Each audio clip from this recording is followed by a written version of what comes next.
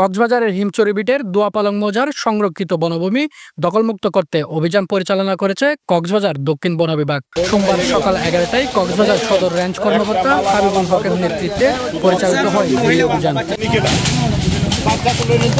অভিযানে দোয়াপালং মৌজার সংরক্ষিত বনভূমির RS 21 নম্বর দাগের জবরদখল করা 4টি টিনশেড ঘর ও একটি দোকান উচ্ছেদ করা হয়। এতে প্রায় 1 একর বনভূমি পুনরুদ্ধার সম্ভব হয়েছে।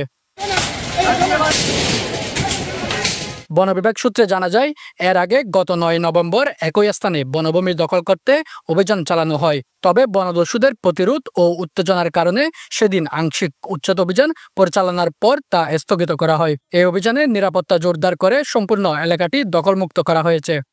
যে জায়গাটি আজ আমরা উচ্ছেদ করেছি এই জায়গাটি আছে ECA এলাকাভুক্ত জায়গা এবং এখানে প্রতিবেশ এবং জলবায়ু সংকটাপন্ন এলাকা হয়। এখানকার প্রত্যেকটা জায়গায় আমাদের বন বিভাগের জন্যে এবং বনায়নের জন্যে খুবই গুরুত্বপূর্ণ।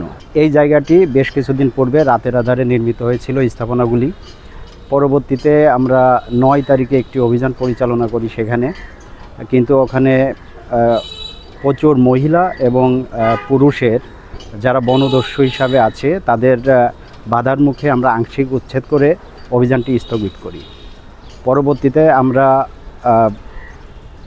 প্রয়োজনীয় সংখ্যক জনবল একত্রিত করে আজকের অভিযানটি পরিচালনা করি এবং এই অভিযানে আমরা প্রায় 1 একর জায়গা জবরদখলমুক্ত করেছি। এ ঘটনায় জড়িতদের বিরুদ্ধে আইনগত ব্যবস্থা নেওয়া হয়েছে বলে জানিয়েছেন দক্ষিণ বন বিভাগ।